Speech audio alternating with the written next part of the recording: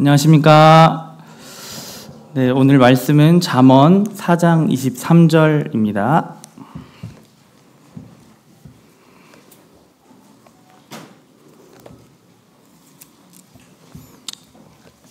네, 모든 지킬 만한 것 중에 더욱 네 마음을 지키라. 생명의 근원이 이에서 남이니라. 라는 말씀입니다.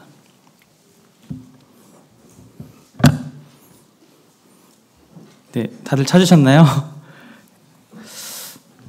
네, 이 말씀, 오늘 마음에 관한 말씀을 나누게 되겠는데요. 사실 이 말씀을 제가 작년에 준비했던 말씀이에요.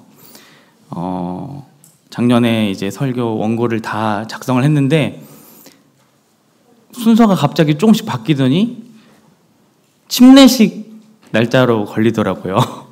그래서 부랴부랴 다시 침례에 관한 말씀을 이렇게 준비해서 이 말씀, 전에 준비한 그 말씀은 4장이 되고, 사실 이제 지나간 건 저는 다시 잘 못하겠더라고요. 그때 그 감동과 그때 그 메시지가 있는데 그거를 이제 재활용하기가 굉장히 저는 그게 안 돼서 계속 다른 말씀들을 전했는데, 최근에 이 말씀이 계속 제 마음 가운데 이렇게 떠올라서 다시 준비를 해보게 되었습니다. 성도님들은 사람이 합리적이고 이성적인 존재라고 생각하십니까? 저에게는 3살 어린 친동생이 있습니다. 아직 결혼을 하지 않았는데요.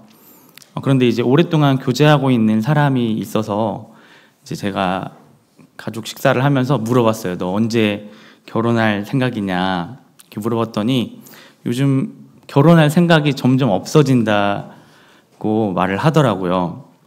그래서 왜 그런지 물어봤더니 이제 갈등이 생겼을 때 뭔가 이성적으로 대화하면서 이렇게 풀고 싶은데 그게 잘 안 된다라는 거예요. 그런데 만약 결혼을 하게 되면 메타인지가 되는 사람하고 결혼을 하고 싶다, 이렇게 이야기를 하더라고요. 메타인지라는 거는 이제 인지 위에 있는 어떤 상위 인지인데, 쉽게 설명을 드리면 자기 자신을 제3자의 입장에서 바라볼 수 있는 어떤 능력이거든요. 그러니까 쉬운 말로 하면 자기 객관화, 그리고 자기 성찰 정도가 될 것 같습니다. 그래서 제가 듣고 보니까 그 말이 진짜 맞는 거예요. 부부들이 싸우는 이유가 자기 객관화가 안 돼서, 자기가 다 옳은 줄 아니까 싸우거든요. 그래서 동생한테 그렇게 얘기를 했죠. 진짜 네 말이 정말 맞다. 근데 그 메타인지가 되는 사람은 진짜 성숙한 사람이다. 그런데 그 성숙한 사람을 만나기가 쉽지가 않다. 정말 어렵다. 그런 사람 되게 드물다. 이런 이야기를 했던 기억이 납니다. 성도님들은 메타인지가 자기 객관화가 잘 되십니까? 본인이 이성적이고 합리적이라고 생각하십니까? 오늘 한번 생각해 보셨으면 좋겠어요. 저는 어렸을 때 성경을 읽을 때 굉장히 이해가 안 되는 인물이 있었어요. 바로입니다. 네. 그 출애굽기에 나오는 이집트의 왕 바로를 모두가 아실 텐데요. 모세가 이제 하나님께서 이집트에서 종살이를 하고 있는 이스라엘 백성들을 그곳에서 꺼내올 수 있도록 미션을 하나님께서 모세에게 주셨죠. 그래서 모세가 그 바로왕 앞에 가서 이제 요구를 합니다. 그런데 바로왕은 거절을 하게 되죠. 그래서 일어난 첫 번째 재앙이 어떤 건지 기억하시나요? 바로 나일강이 피로 변하는 사건이었습니다. 그래서 그 강에 있는 모든 물고기가 죽고 악취가 나고, 이집트 사람들은 물을 먹지 못했습니다. 그럼 바로는 어떻게 반응해야 될까요?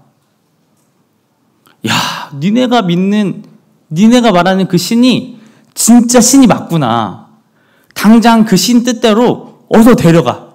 이스라엘 백성들 어서 데려가. 이렇게 반응해야 맞지 않습니까? 그런데 바로는 바로 보내주지 않습니다. 그 다음 무슨 재앙입니까? 네, 저도 모릅니다. 네, 굳이 10가지 재앙을 순서를 외울 필요는 없고요. 그것보다 더 중요한 건 뭐냐면 바로가 왜 한 대 맞고 정신 차릴 것을 10대를 얻어맞고도 정신을 못 차려가지고 홍해 앞까지 쫓아가잖아요. 그래서 자신의 모든 군대를 그 물속에서 수장시키는 데까지 왜 이르게 되었는가가 오늘 더 중요한 것입니다. 마지막 재앙이 뭐였죠? 이집트 전역의 모든 장자들의 죽음이었습니다. 왜 바로 왕은 자신의 아들이, 자신의 장자가 죽는데도 불구하고 왜 그렇게 끝까지 자신의 고집을 놓지 않았을까요?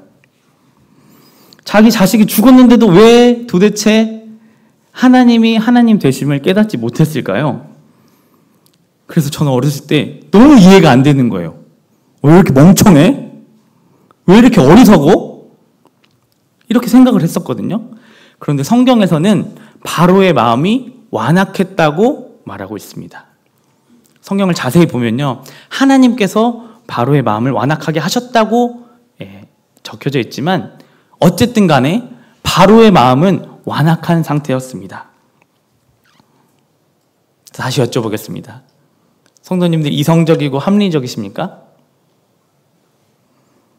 저희는 살다가 보면 우리 바로와 별반 다르지 않구나라는 것을 경험할 때가 너무 많습니다. 제 이야기입니다. 제 이야기. 우린 옳은 것을 알지만 하기 싫을 때가 있습니다. 특히나 남이 옳은 이야기를 해줄 때 그것을 듣기 좋으신가요? 듣기가 싫습니다. 잘못한 것을 알지만 인정하기 싫습니다. 사람의 마음이 이성적으로 작동할 때도 있지만 강팍하고 완악한 마음에는 답이 없는 것입니다. 신약의 바리새인들은 어떻습니까? 그들은 성경을 가르치고 성경을 지키는, 율법을 지키는 자들이었습니다. 그들보다 성경을 잘 아는 사람들은 없었을 것입니다. 그런데요, 그렇기 때문에 예수님이 이 땅에 오셨을 때 누구보다도 먼저 이 예수님이 구약 성경에 가르치고 있는 메시아였구나, 하나님이 보내주신, 약속해주신 메시아였구나라는 것을 누구보다 먼저 가장 먼저 캐치해야 할 인물들이 사실은 바리새인들이었어야 합니다. 하지만 그들의 완악한 마음이 하나님의 아들을 죽이는 데까지 이르게 되는 것입니다. 완악한 마음에는요, 눈이 가려지고 귀가 막혀지기 때문입니다. 또 생각났던 인물 중에 한 명은 요나였습니다. 요나 선지자 아시죠? 네, 요나서 굉장히 짧은데 4장으로 이루어져 있는데 굉장히 재밌는 성경이니까 한번 읽어보시면 좋겠습니다. 요나는 하나님의 명령, 니느웨라는 큰 성읍으로 가서 복음을 전할 것을 하나님께서 명령하셨습니다. 그런데요, 하기 싫다고 도망쳐요.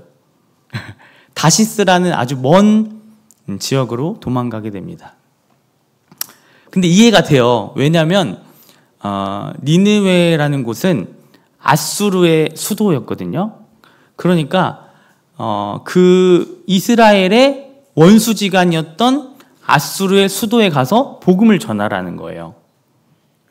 그러니까 한편으로는 이해가 되죠. 얼마나 하기 싫겠어요. 자기 원수들한테 가서 복음을 전하라고 하니. 그런데요, 참 이게, 근데 그렇잖아요.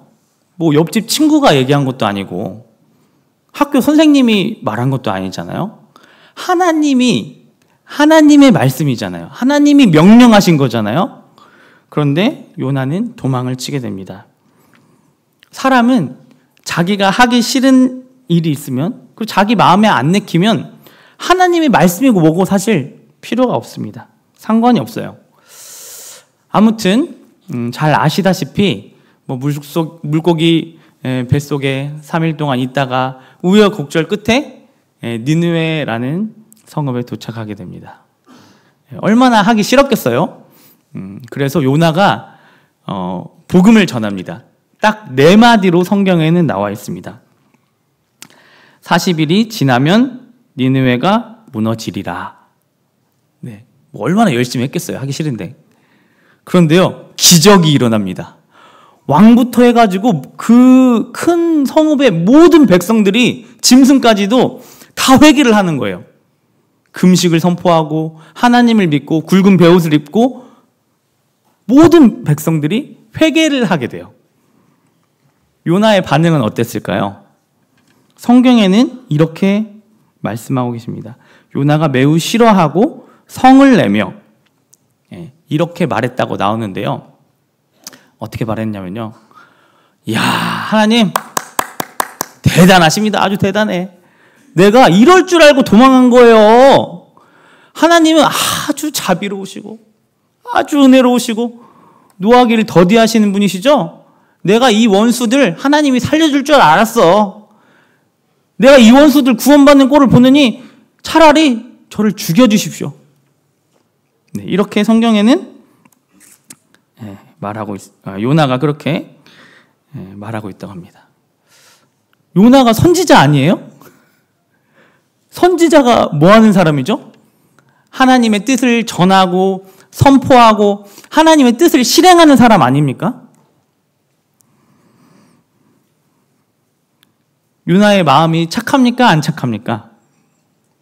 네, 안 착하죠. 요나의 마음은 상당히 많이 꼬여 있습니다. 요나를 보면서 우리는 하나님의 뜻대로 살고 싶다고 말은 많이 하지만 결국에는 내 뜻대로 살고 싶어하고 내 마음대로 살고 싶어하는 것을 볼 수가 있습니다. 우리는 얼마나 많이 하나님 앞에 순종하겠습니다. 하나님 뜻대로 하겠습니다. 하나님의 뜻을 구합니다. 말은 그렇게 무성하지만 결국에 선택과 어떤 결정을 할 때 내 마음대로 하는 경우가 얼마나 많습니까? 말은 얼마나 그럴듯하게 그럴싸하게 신앙 좋은 사람처럼 우리 쉐어링 할 때, 우리 기도할 때 하나님 뜻대로 살겠습니다. 하나님 순종하겠습니다. 그렇게 기도와 쉐어링을 하지만 결국에 우리가 하는 선택과 결정들을 보면 내 마음대로 할 때가 얼마나 많습니까? 그래서 결론은 사람은 합리적이고 이성적이고 옳은 것을 선택하며 살아가기보다는 결국엔 내 마음대로 산다라는 저는 결론에 이르게 되었습니다. 신앙은요, 결국에 오늘 이 주제 말씀과 같이 내 마음을 지키는 것입니다. 마음을 빼앗긴다면 모든 것을 다 잃어버리는 것입니다. 우리의 마음의 무게가 하나님보다 내 이기적인 자아에 쏠려 있다면 그것은 마음을 잃어버린 것입니다. 마음은 우리의 중심입니다. 마음은 우리의 좌소입니다. 우리가 어떠한 환경과 어떠한 어려움 속에 있다 할지라도 우리가 마음을 지키면 그것은 모든 것을 지키는 것입니다. 그러면 우리는 어떻게 이 자아중심적이고 독단적인 경향으로부터 우리의 마음을 지킬 수 있을까요? 첫 번째는 듣는 것입니다. 네, 말씀, 잠언 27장 5절 말씀입니다.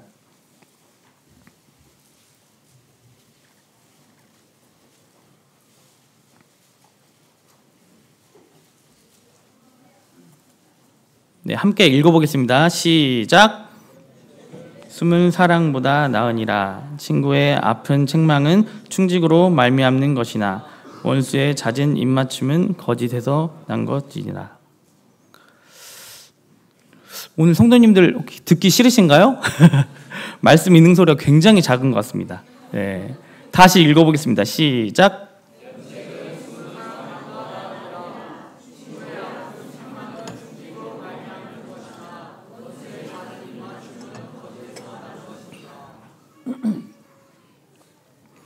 네, 들어야 하는데 무엇을 듣는 것입니까? 좋은 말이 아니라 듣기 싫은 말입니다. 근데 말씀에서 방금 봤듯이 숨은 사랑보다 앞에 면전에 대놓고 책망하는 것이 더 낫다고 말씀하고 계십니다. 아픈 책망이라고 표현이 되어 있습니다. 앞서 메타인지에 대해서 이야기했듯이 사람은 자기 자신을 객관적으로 보기가 굉장히 어렵습니다. 저는 예전에 저희 자매한테 서운한 게 있었어요. 뭐냐면 보통 이제 자매님들은 우리 형제님이 교회에서 뭘 하면 관심이 되게 많잖아요. 예. 그리고 막 뭐 감사기도 때도 우리 형제님 언제 기도하나 막 이렇게 기다리시고 뭐 그렇게 한다고 하는데 저희 자매는 그런 게 전혀 없는 거예요.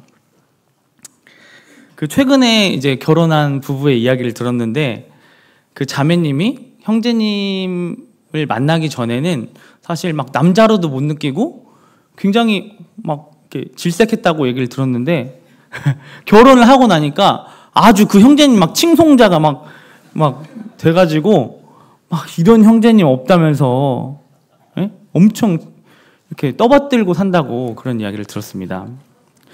그 형제가 그렇게까지 훌륭하진 않은데 콩깍지가 아직 씌워져 있는 것 같습니다. 사실 부럽고요. 저는 이제 그냥 아유 그러려니 이렇게 하고 살아요. 사실 뭐 남편들이 큰 거 바라고 사는 거 아니잖아요. 그냥 자기 아내와 자기 여자에게 존경받고 칭찬받고 이렇게 사는 거 그 큰 거 아니잖아요. 형님도 아멘이십니까? 네. 아이고, 네. 솔립자매님 칭찬 많이 해주셔야 될 것 같습니다. 네. 저도 뭘 이게 잘해도 잘했다는 이야기를 들어본 적이 없어요. 그렇게 최근에 제가 며칠 전에 여보 나 이제 애들한테도 좀 화도 덜 내고 좀 예전하고 달라진 것 같지 않아? 이렇게 물어봤어요. 그러면은 좀 일말의 그 긍정적인 대답을 기대하고 이렇게 물어본 거잖아요. 질문자의 의도가. 근데 저희 자매는 단숨에 잘 모르겠어요. 또 생각을 해보더니 별로 안 변한 것 같아요. 이렇게 얘기를 하는 겁니다. 근데 좀 변했다고 얘기해 주는 게 돈 들지 않잖아요. 예. 그래서 저는 속으로 여보 T야? 극 T야? MBTI 뭐 이런 거 있잖아요. 예. 그렇게 생각을 했습니다. 그런데 시간이 지나고 나서 보니까 아 그래 내가 착각하고 있을 수도 있구나. 내가 진짜 안 변했는데 나 혼자 착각하고 있을 수 있구나. 내 딴에는 잘한다고 생각을 했지만 사실은 안 변했을 수도 있구나. 나를 다시 돌아봐야겠다 이런 생각을 하게 되더라고요. 정말 다행이지 않습니까? 제가 하나도 안 변했는데 나 혼자 변했다고 생각하고 있어. 이런 코미디가 어디 있습니까? 최근에는 또 이런 말을 들었습니다. 여보, 당신이 이렇게 행동하면 진짜 오만정이 다 떨어져. 형제님들 이런 말 들어보신 적 있으세요? 이야. 안 들어보셨다면 두 가지 경우가 될 것 같아요. 첫 번째는 형제님이 너무 훌륭하셔가지고 결혼 생활을 너무 잘하시는 경우가 되겠고, 두 번째는 자매님이 말만 안 했지 속이 아주 그냥 문드러져가지고 네. 그래서 참 다행이죠. 그 훌륭한 인내심을 지닌 자매님하고 사신다는 건 네, 복입니다. 그리고 나서 시간이 좀 지나니까 아내한테 카톡이 왔습니다. 여보 미안해요. 말이 예쁘게 안 나갔어요. 네, 제가 이렇게 답변했습니다. 아니에요 여보, 옳은 말 하셨어요. 아프지만 제가 들어야 할 말을 해줘서 고마워요. 네, 꾹꾹 화를 누르면서 온전한 사람은 한 명도 없습니다. 저희는 누가 말 안 해주면요 잘하고 있는 줄 알아요. 자기를 부풀리기를 좋아해요. 객관적으로 자기 자신을 보기보다 주관적으로 관대하게 자신을 평가하길 좋아합니다. 자기애가 아주 넘치는 것이 바로 우리입니다. 형제자매님들, 혹시 옆에 독설가 두고 계십니까? 혹시 옆에 충신이 한 명쯤은 있으십니까? 그것은 가까운 부모나 남편이나 아내나 교회 영적 리더나 영적 멘토가 될 수 있습니다. 우리가 평소에 서로 격려하고 다독여주는 것도 정말 중요하지만 우리에게 아프지만 꼭 우리가 들어야 할 말, 필요할 말을 해줄 수 있는 독설가가 한 명쯤 있다는 것은 우리에게 안전장치이고 큰 복이 될 것입니다. 영화 광해라는 영화가 있는데요. 광해군 아시죠? 그걸 모티브로 한 영화가 있는데 그 영화의 한 장면을 소개하고 싶습니다. 어떤 충신인데 영모에 가담했다는 모함을 받아서 고문을 받고 있는 왕의 충신이 있습니다. 왕이 그 충신 앞에 찾아갑니다. 왕이 그 사람에게 묻습니다. 왜 그랬소? 어찌 영모를 꾸민 게요? 그러자 그 충신은 이렇게 말합니다. 신은 백성을 살피신 어지신 대군을 기억하고 있나이다. 허나 지금의 전하는 그때의 전하가 아니옵니다. 간신의 소리에 귀를 닫히고 여인의 치마폭에 눈이 먼 폭군일 뿐이옵니다. 곁에 있던 신하들이 소리칩니다. 아니 저놈이 전하의 면전에서! 왕이 다시 묻습니다. 그래서 어찌했소? 반역을 꾀야 했소? 절대 아니옵니다. 귀를 열고 들으시라 소리쳤습니다. 그게 다란 말이오. 왕은 그 말을 듣고 진정한 충신을 풀어줍니다. 죄송합니다. 제가 배우가 아니기 때문에 네, 저는 이 장면을 보면서 귀를 열고 들으시라 소리쳤습니다. 이 대사가 참 와닿았습니다. 왕이 듣고 싶은 말만 하는 달콤한 잦은 입맞춤을 하는 사람은 충신이 아니라 간신일 것입니다. 네, 히브리서 3장 12절 함께 보시겠습니다.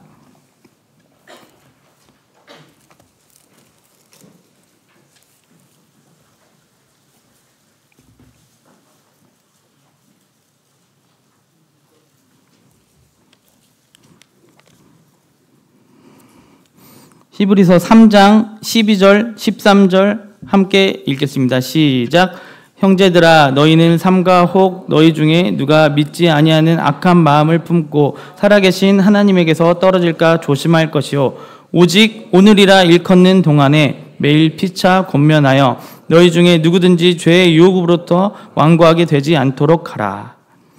네, 히브리서에서도 매일 오늘이라는 이 시간 동안에 피차 권면할 것을, 이 권면을 통해 우리의 마음이 완고해지지 않도록 말하고 있습니다. 오늘 집에 가셔서 여보 나 요즘 영적으로 잘 하고 있는 것 같아? 이렇게 물어보시다가 싸움으로 번지지 않기를 바랍니다. 들으시길 바랍니다. 우리는 우리의 본 모습을 마주하는 것을 두려워하기 때문에 방어적으로 나갑니다. 그 말을 듣고 온전히 받아들이고 수용하기보다는 부정하고 변명하고 합리화하고 남 탓하기를 좋아합니다. 아니야, 그 오해야. 아니, 그땐 그럴 수밖에 없었잖아. 이게 다 당신 때문이야. 이렇게 말합니다. 서로의 민낯을 드러내주고 우리가 권면해줄 때 우리에게 들을 수 있는 귀를 주시기를 기도합니다. 마음이 완고하지 않은 사람은 들을 줄 아는 사람입니다. 우리에게 들을 수 있는 귀를, 그리고 들을 수 있는 유연한 마음을 주시기를 기도합니다. 또 우리는 타인의 말에 귀를 기울일 뿐만 아니라 하나님의 말씀에도 귀를 기울여야 합니다. 우리가 구원받았다라고 하는 것은 결국에는 우리의 중심인 우리의 마음이 바뀌었다는 뜻이거든요. 우리의 마음이 커지고 훌륭해지려면 믿음이 커져야 합니다. 믿음이 자라야 하는 것이죠. 그런데 믿음은 어떻게 생깁니까? 어떻게 커집니까? 믿음은 들음에서 납니다. 무엇을 들어야 합니까? 그리스도의 말씀입니다. 로마서 10장 17절. 그러므로 믿음은 들음에서 나며 들음은 그리스도의 말씀으로 말미암았느니라. 성령의 인도하심을 따라 산다는 것은 무엇입니까? 요한복음 14장 26절에 보시면 보혜사 곧 아버지께서 내 이름으로 보내실 성령 그가 너희에게 모든 것을 가르치고 내가 너희에게 말한 모든 것을 생각나게 하리라. 성령의 인도하심 따라 산다는 것은 하나님의 말씀이 떠오르는 것입니다. 하나님의 말씀이 생각나는 것입니다. 성령 충만한 사람은 일상생활에서 어떤 선택을 해야 되는 상황에서 하나님의 말씀이 떠오르는 사람입니다. 우리가 매일 하는 큐티, 또 하나님의 말씀을 읽을 때 형식적으로 의무적으로 하는 것이 아니라 하나님이 오늘 나에게 어떤 지점을 요구하실까? 무엇을 말씀하시는 걸까에 대한 진정성 있게 들을 때 우리가 그 말씀이 우리 마음 가운데 새겨지고 우리가 우리 삶에서 필요할 때 그 말씀들이 떠오르고 그 말씀이 우리의 인생의 길잡이가 되어주는 것입니다. 성령님께서 바로 그 일을 하시고 그 말씀을 따라 살 때 성령의 인도하심이다라고 말할 수 있는 것입니다. 또 우리가 생물학적인 몸도 음식을 먹고 소화시키고 그렇게 해야 우리가 정상적으로 에너지를 얻고 활동을 할 수가 있는 것처럼 우리의 영적인 몸도 우리의 속사람도 하나님의 말씀을 섭취하고 진정으로 들을 때 우리의 속사람이 병들지 않고 건강하게 신앙생활을 할 수 있는 것입니다. 우리가 교회 안에서 얼마나 많이 배웁니까? 수많은 소그룹들과 4단계 훈련과 주일 말씀과 우리가 이렇게 많이 듣는데도 불구하고 우리의 삶이 변하지 않는다면, 우리 삶이 한 걸음도 주님 앞에서 떼지 못한다면 그것은 반드시 우리가 종교생활하고 있다는 증거가 될 것입니다. 형식적으로 맨날 하는 거니까 종교적으로 우리가 하는 것이 아니라 하나님의 말씀을 들을 수 있는 귀를 주시기를 기도합니다. 하나님의 말씀으로 우리의 마음을 채우고 하나님의 말씀이 우리의 마음을 지배하기를 소원합니다. 아멘이십니까?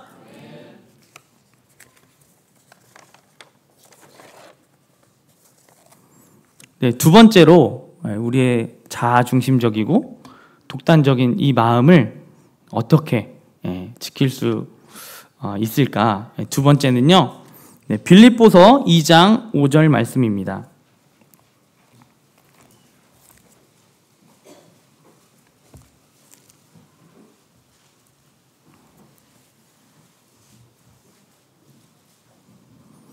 (5절부터) (8절까지) 교독하시겠습니다. 너희 안에 이 마음을 품으라. 곧 그리스도 예수의 마음이니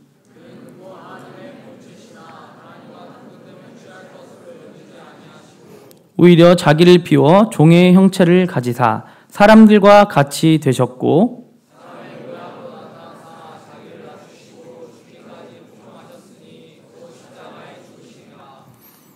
네, 성경은 이 마음을 품으라고 우리에게 말하고 있습니다.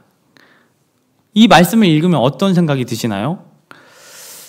저는 정말 예수님도 이렇게 하셨는데 내가 뭐라고, 내가 뭐나 되는 마냥 결코 내 마음이 높아질 수가 없구나 라는 것을 저는 느낍니다. 예수님은 누구십니까? 예수님은 가장 높으신 분이시고 하나님이시고 이 세상을 창조한 창조주이시고 또 지금도 이 역사와 우주를 운행하시는 가장 높으신 하나님이십니다. 그런데 이 예수님이 자기 하나님됨을 내려놓으시고 자기를 비우시고 자기를 낮추시고 죽기까지 순종하셨습니다. 이 사실을 우리가 맞닥뜨렸을 때, 이 예수를 우리가 알 때 우리의 마음이 결코 높아질 수 없습니다. 우리의 마음이 내 것인 마냥, 이 우주의 중심이 나인 마냥 생각할 수 없는 것입니다. 구원은 우리의 악한 마음이 건짐을 받은 것입니다. 우리의 마음에 예수 그리스도의 보혈이 뿌려진 것입니다. 히브리서 10장 22절 말씀처럼 우리가 마음에 핏부림을 받아 악한 양심으로부터 벗어나고 참 마음과 온전한 믿음으로 하나님께 나아가자. 우리는 구원받아서 참 마음과 온전한 믿음을 갖게 된 것입니다. 나쁜 마음은요, 내 마음대로 사는 것, 하나님을 마음에 두기 싫어하는 것, 그리고 내 마음에 있는 것을 끝까지 고집하는 것, 이게 바로 구원받지 않은 자연인의 상태인 것입니다. 착한 마음은 예수님의 말씀을 들을 때 아멘, 순종할 수 있는 그 마음입니다. 그리고 또 내가 또 잘못했다 할지라도 언제든지 하나님 앞에 그분께로 돌아갈 수 있는 유연한 마음을 가진 사람이 바로 구원받은 사람인 것입니다. 하나님 앞에 한 번 큰 회개를 한 사람이 작은 회개를 하는데 주저하겠습니까? 내 아버지가 어떠한 성품을 가지신 분인지 아는 자식이 그 아버지 품에 뛰어드는 것을 모험이라 여기겠습니까? 성도님들, 오늘 왜 우리가 여기서 이렇게 말씀을 듣고 있습니까? 시간 때우기식으로 앉아 계십니까? 설교를 평가하기 위해 앉아 계십니까? 그냥 단순한 종교놀이입니까? 맛있는 애찬을 먹기 위해 견뎌야 하는 관문입니까? 아닙니다. 오늘 이 말씀을 듣고 우리가 마음을 돌이켜서 하나님이 원하시는 지점으로 가기 위해 우리는 이 자리에 앉아 있습니다. 착한 마음은 내가 잘못한 게 있으면 미안하다고 진정성 있게 사과하는 것입니다. 호의를 받으면 감사하다고 표현하는 것입니다. 권면을 받으면 아멘 할 수 있는 것입니다. 오늘 우리가 이 말씀을 이렇게 나눌 때 우리가 속해 있는 이 공동체 가운데 화해가 일어나고 화목이 일어나고 용서가 일어나고 회복이 일어나고 하나됨을 경험하는 그런 놀라운 시간이 되기를 간절히 바랍니다. 아멘이십니까? 네, 예수님께서 말씀하셨습니다. 하나님 나라는 너희에게 볼 수 있게 임하는 것이 아니오 여기 있다 저기 있다고도 못하리니 하나님 나라는 너희 안에 있느니라. 하나님 나라는 어디 있다고요? 너희 안에 있네. 우리 안에 있습니다. 우리 마음에 이미 하나님 나라가 임하였습니다.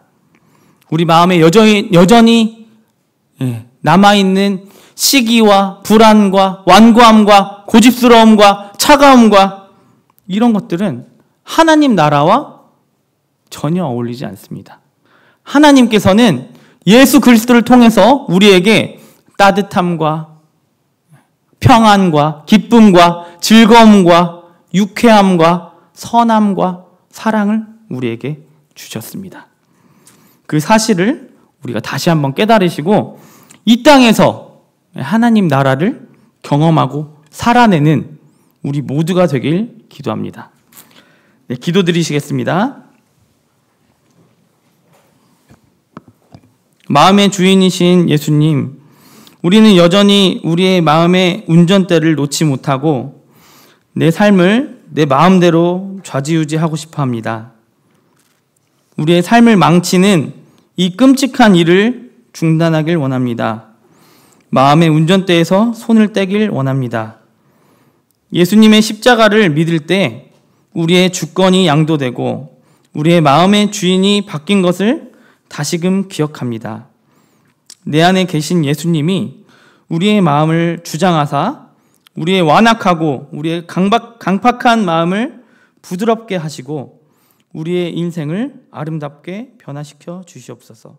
예수님의 이름으로 기도드렸습니다. 아멘.